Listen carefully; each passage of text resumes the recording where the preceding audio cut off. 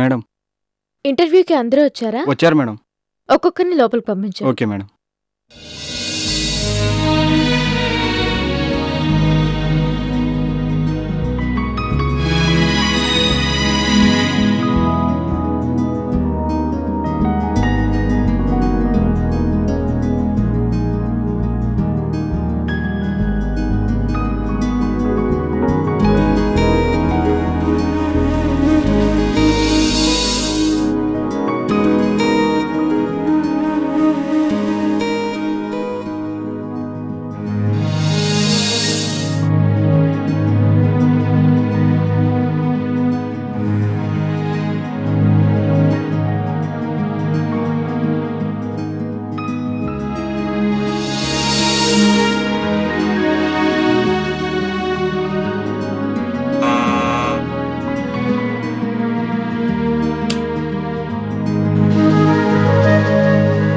Good morning madam.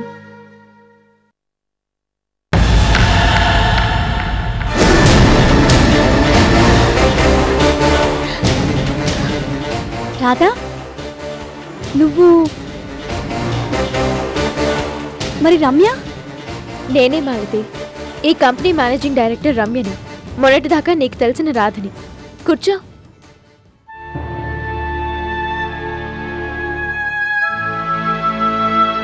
నువ్వు ఈ కంపెనీకి ఎండీగా పేరు కూడా మార్చుకుని ఎందుకు? ఎందుకు? నీ ప్రశ్నకి జవాబు చెప్పాలంటే నీకు చాలా సంగతులు చెప్పాలి. చెప్పు రాధా, చెప్పు. అర్ధాంతరంగా నువ్వు కార్ యాక్సిడెంట్లో చనిపోయావని, కాదు హత్య చేయబడ్డావని తెలిసి. మాలతి, ఏంటి ఏంటి నువ్వనేది? అవన్నీ ఇప్పుడెందుకులే, ఏం లేదు. కాదు, నువ్వేదో దాస్తున్నావు. చెప్పు. ఏం చెప్పను రాధా, ఎలా చెప్పను? శ్రీధర్రావు గారి అమ్మాయి మంజు నిన్ను కావాలని తన గెస్ట్ హౌస్కి పిలిపించుకుందని, తిరిగొస్తుంటే దారిలో కార్ యాక్సిడెంట్లో నువ్వు డ్రైవర్ చనిపోయారని అందరం బాధపడ్డాం. కానీ అసలు నిజం చాలా ఆలస్యంగా తెలిసింది. నువ్వు చనిపోలేదు, దారుణంగా హత్య చేయబడ్డావు అని. ఆ భయంకరమైన నిజం తెలిసినా బయట పెట్టలేక, నా గుండెల్లో దాచుకోలేక ఇన్నాళ్ళు నలిగిపోయాను. ఏంటా నిజం? ఏంటా భయంకరమైన నిజం? చెప్పు మాలతి. అది ఓ రోజు మంజు వాళ్ళ ఆఫీస్ నుంచి చలపతి అనే మనిషి వచ్చాడు. దేవికా మేడం లేకపోతే నేనే తనని ఆఫీస్ రూమ్లో కూర్చోబెట్టాను. అప్పుడు ఆ దుర్మార్గుడు ఎవరితోనో రహస్యంగా ఫోన్లో మాట్లాడుతుంటే విన్నాను. ఆ మంజు వాడు కలిసి తెలివిగా కారు బ్రేక్స్ని ఫెయిల్ చేశారని, నిన్ను డ్రైవర్ని దారుణంగా లోయలో పడి చనిపోయేలా. మై గాడ్, ఆ యాక్సిడెంట్ చేయించింది మంజునా? అవును, నా చెవులారా విన్నాను. మరి ఈ విషయాన్ని నువ్వెవరికీ చెప్పలేదా? లేదు, వాడి మాటల్ని నేను విన్నానని తెలిస్తే నన్ను కూడా ఏదైనా చేస్తారనే భయంతో ఈ నిజాన్ని నాలోనే దాచుకున్నాను. ఇక భయం లేదు, అందరికీ చెప్పేస్తాను. వద్దు, ఈ నిజాన్ని ఎప్పటికీ బయటపెట్టద్దు. రాధా? అవును మాలతి, నా గతంతో పాటే నేను చచ్చిపోయాను. అందుకే రమ్య అనే పేరుతో సరికొత్త జీవితాన్ని ప్రారంభించాను. ఈ కంపెనీ చైర్మన్ భవానీ ప్రసాద్ గారు అదృష్టవశాత్తు నన్ను నా బిడ్డని ఆదరించారు. నాకీ ప్రమోషన్ని కల్పించారు. ఏంటి, నీకు బిడ్డ పుట్టిందా? అంటే ఆడపిల్లేనా? అబ్బా, నాకిప్పుడు పట్టరానంత సంతోషంగా ఉంది. రాధా, ఇంకా నువ్వెందుకు రమ్యలా ఉండడం? నువ్వే రాధవని, ఆ మంచు నిన్ను దారుణంగా అడ్డు తొలగించుకోవాలని, నీ మీద హత్యా ప్రయత్నం చేసిందని అందరికీ చెప్పేయచ్చు కదా. అందుకు సాక్ష్యం? కొన్ని నిజాలు సాక్ష్యాలు లేకపోతే అబద్ధాలే అనిపిస్తాయి. అందుకని చూస్తూ ఊరుకుంటావా రాధా? వీల్లేదు. కనీసం కడుపుతో ఉన్నావని జాలి కూడా లేకుండా నీ మీద హత్య ప్రయత్నం చేసిన ఆ మంజుని అంత తేలిగ్గా వదిలిపెట్టడానికి వీల్లేదు. నువ్వు రాధవి, నువ్వు రాధగానే ఉండాలి. ఆ మంజుని నలుగురిలో తల దించుకునేలా చేయాలి. అలా చేస్తే ఏం జరుగుతుందో తెలుసా? మా ఇద్దరి మధ్య గోపిగారు నలిగిపోతారు. అంటే ఆ మంజుని నువ్వు హత్య చేయించాలనుకుంది ఆ గోపిగారి కోసమా? అవును, అందుకే ఆ రోజు నన్ను గెస్ట్ హౌస్కి పిలిపించింది. గోపిగారికి దూరంగా వెళ్ళిపోమని బెదిరించింది. గోపి దేవుడు, నా ప్రాణాల్ని కాపాడిన దేవుడు మాత్రమే అని చెప్పినా నమ్మలేదు.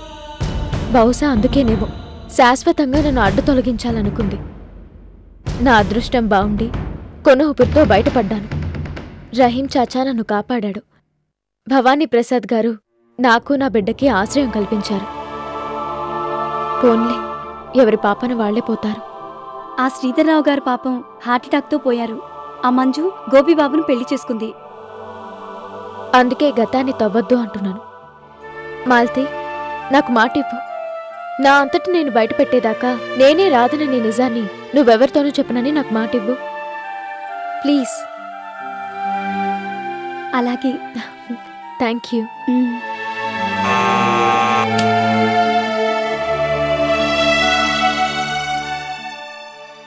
ఇంటర్వ్యూ అయిపోయింది. మిగిలిన వాళ్ళని వెళ్ళిపోమని చెప్పు. అలాగే మేడం. ఏంటి అలా చూస్తున్నా? నేను చూస్తోంది శారదా హోంలో నాతో పాటు కలిసి బతికిన రాధనేనా అని. నీ గెటప్, నీ వాయిస్ అన్నీ మారిపోయాయి. నిజంగా నమ్మలేకపోతున్నాను. ఈ మార్పుకి కారణం అంకుల్. నాలో కాన్ఫిడెన్స్ని పెంచింది, దేనైనా సాధించాలనే పట్టుదలని కలిగించింది భవానీ ప్రసాద్ అంకులే.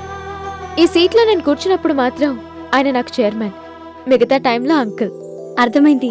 అంటే నేను కూడా ఈ సీట్లో ఉన్నప్పుడు నిన్ను ఎండీగానే చూడాలి, ఆ తర్వాత మాత్రమే నా ఫ్రెండ్గా. అవునా? Yes Malathi, you are appointed. Thank you very much. Well, నా పిఏగా ముందుగా నువ్వు చేయాల్సిన పని అతి త్వరలో మన కంపెనీ డీలర్స్ మీటింగ్ ఏర్పాటు చేయడం. మార్కెటింగ్ మేనేజర్ మూర్తి గారని ఉంటారు, మిగతా విషయాలు ఆయన అడిగి తెలుసుకో. Okay madam. Malti, no such formalities. నా పేరు మాత్రమే మారింది, నేను మారలేదు. ఓకే? అవును.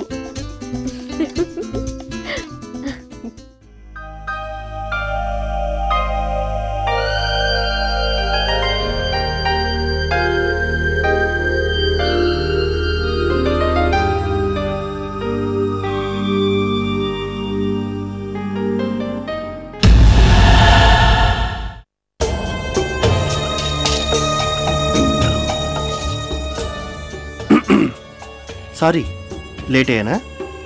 వెయిట్ చేయించానా? అదేంటో సంధ్య, రోజు పడుకునే ముందు తొందరగానే లేవాలనుకుంటాను, కానీ ఆనంద్ వెళ్ళేకే మెలకు వస్తుంది. ప్రామిస్, బద్ధకంతో కాదు, నీరసంతో. ఈ నీరసం ఎప్పుడు తగ్గుతుందో, నేను మళ్ళీ పూర్తిగా ఎప్పుడు కోలుకుంటాను. అప్పటిదాకా నీకు ఈ అవస్థ తప్పదు. బంధం కదా, అదే బాధ్యత కదా అని. మీరు టిఫిన్ చేస్తే నాకు వేరే పని ఉంది. అంటే మాట్లాడకుండా తినమనేగా? అయితే ఓకే.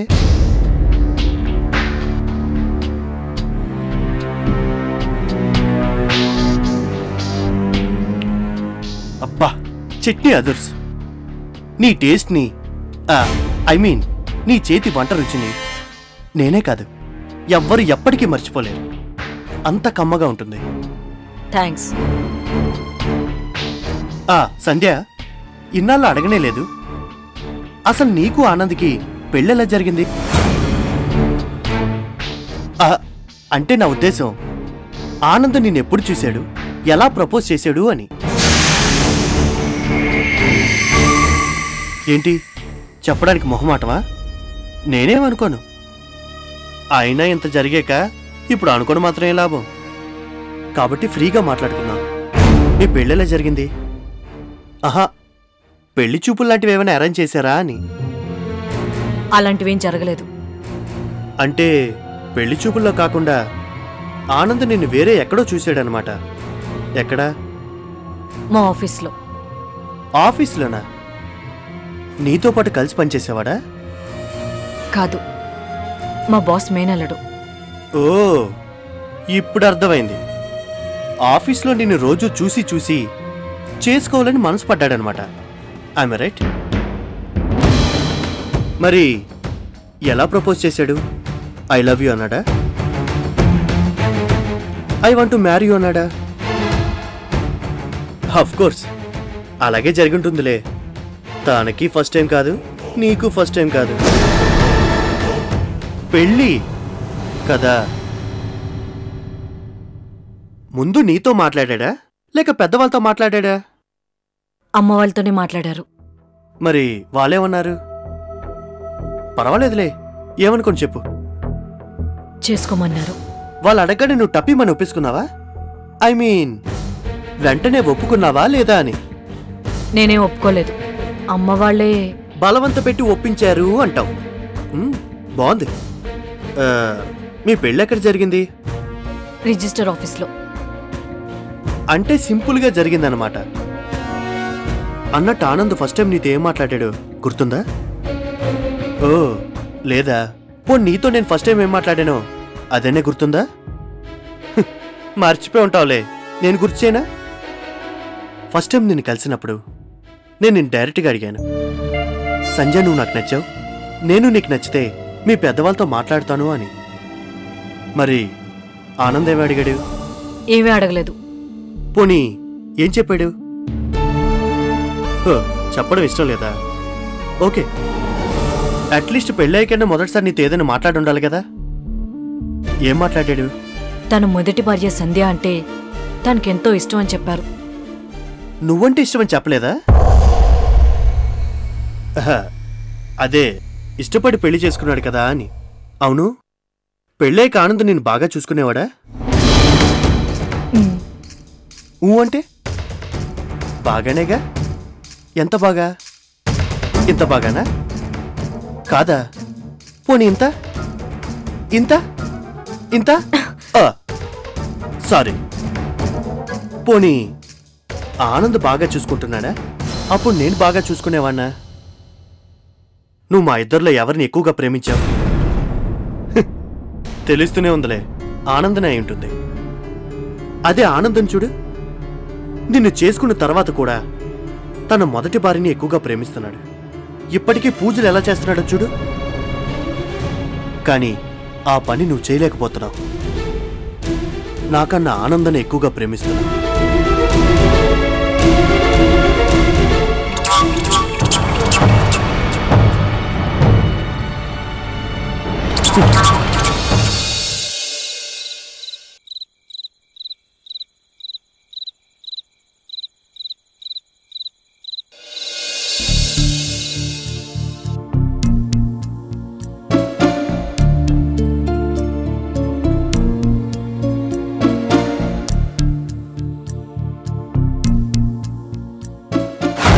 ఆ మంజు వాడు కలిసి తెలివిగా కారు బ్రేక్స్ ని ఫెయిల్ చేశారని నిన్ను డ్రైవర్ని దారుణంగా లోయలో పడి చనిపోయేలా. గోపికి నీకు సంబంధం ఉందనేది నిజమా కాదా? మీరిద్దరు ఒంటరిగా ఒకే ఇంట్లో కలిసున్నారనేది నిజం కాదా? నీ కడుపులో పెరుగుతున్న బిడ్డకి తండ్రి గోపి అనేది నిజం కాదా?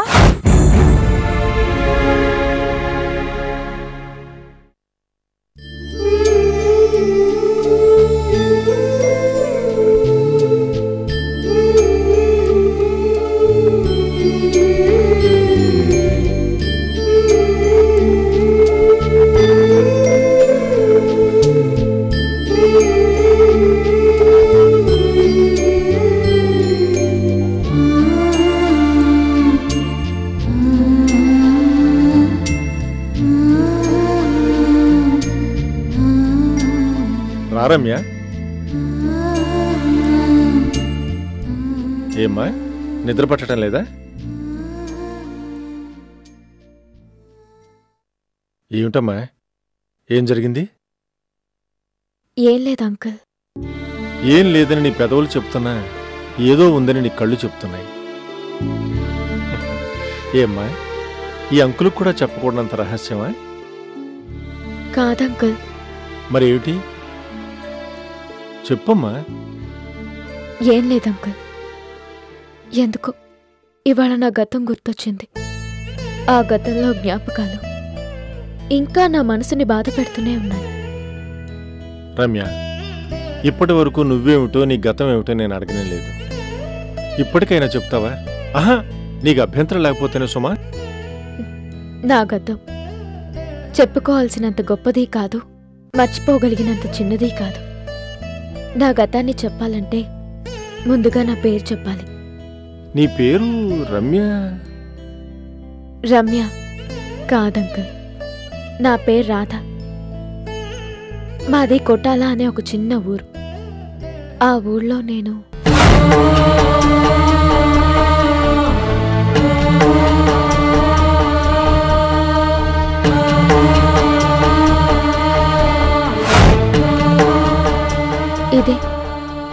ఇదే అంకుల్ నా గతం. ఇంత చిన్న వయసులో ఇన్ని చేదు అనుభవాలతో ఇంత ధైర్యంగా ఎలా ఉండగలుగుతున్నావమ్మా? అవసరం, ఆకలి కష్టపడ్డానికి నేర్పించాయి అంకుల్. ఆశ, మమకారం నా బిడ్డ కోసం ఎంతకైనా తెగించాలనే ధైర్యాన్ని కలిగించాయి. కానీ నిష్కరణంగా నన్ను ఆ మంజు హత్య చేయించాలనుకుందని కళ్ళ కూడా అనుకోలేదు. రమ్య, ఏ పాపం ఎరుగని నిన్ను నిర్దాక్షిణ్యంగా పరమ కిరాతకంగా హత్య చేయించాలని చూసిన ఆ రాక్షసిని మనం ఊరికి వదిలిపెట్టకూడదు. ఒకవేళ నువ్వు వదిలిపెడతానా సరే, నేను మాత్రం అస్సలు ఊరుకోను. వద్దంకుల్, వద్దు. తనని నేనేమీ చేయలేను. కాదు, చేయకూడదు. ఎందుకమ్మా? ఎందుకంటే ఒకప్పుడు నా వాళ్లే నన్ను అసహ్యించుకున్నప్పుడు నా ప్రాణాల్ని కాపాడి ఆశ్రయించి ఆదుకున్న దేవుడు గోపిగారు ఇప్పుడు ఆ మంజుకి భర్త. మంజుకి నష్టం కలిగించడం అంటే పరోక్షంగానైనా గోపిగారికి కష్టం కలిగించడమేగా. రమ్య, ఎంత మంచిదానివమ్మా. నీకు కీడు చేసిన మనిషిని కూడా క్షమిస్తున్నావు అంటే great. Really you are great.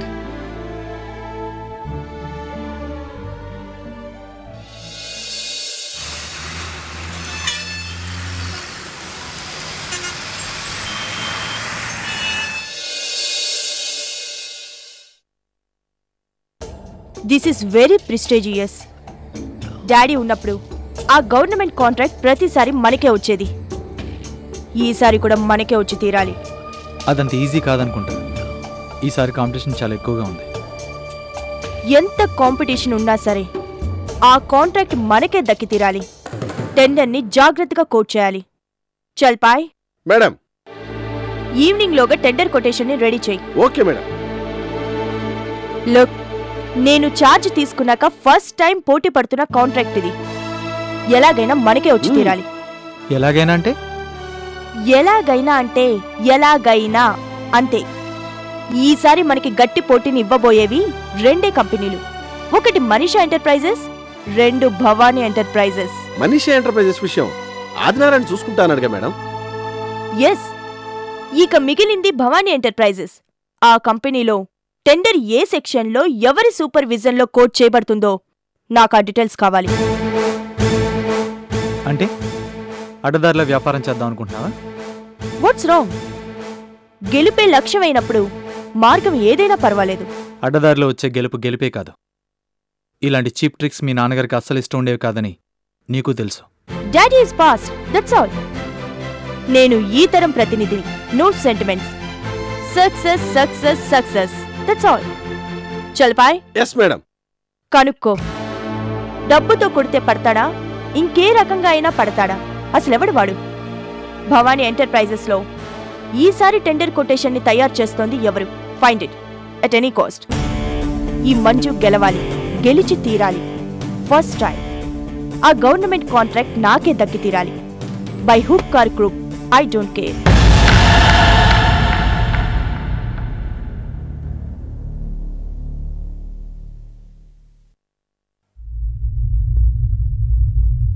Yes madam, really it's a prestigious contract.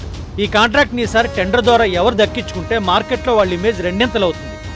Government contract కాబట్టి మార్జిన్ మనీ కూడా బాగానే ఉంటుంది. You're right. నేను కూడా ఆ కాంట్రాక్ట్ గురించి సీరియస్గానే ఆలోచిస్తున్నాను. బై ది బై, మనకు పోటీగా ఫీల్డ్లో ఎంతమంది ఉండొచ్చు? నియర్లీ ఒక 5-6 కంపెనీల దాకా ఉండొచ్చు. కానీ మనం ఆలోచించాల్సింది ఎవరెవరు పోటీగా ఉన్నారని కాదు, మనం ఎంత తక్కువ కోట్ చేయగలుగుతామా అని.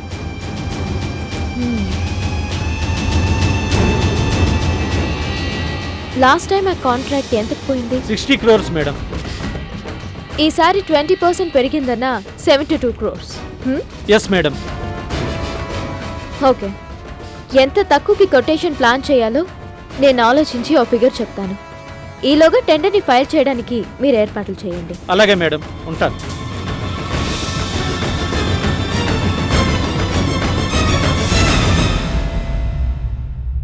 ఏంటి ఆలోచిస్తున్నావు? ఈ కాంట్రాక్ట్ ఎలా దక్కించుకోవాలా అని. నేను ఎండీగా జాయిన్ అయ్యాక ఇదే నా ఫస్ట్ కాంట్రాక్ట్. ఎలాగైనా నేను దీన్ని సంపాదించి తీరాలి. కానీ మనకు గట్టి పోటీని ఇవ్వబోయేది ఆ ఎస్ఆర్ కంపెనీయే. తెలుసు, బిజినెస్ అనే యుద్ధంలోకి దిగాక ప్రత్యర్థులు ఎవరైనా సరే గెలుపే మన లక్ష్యం. We have to win.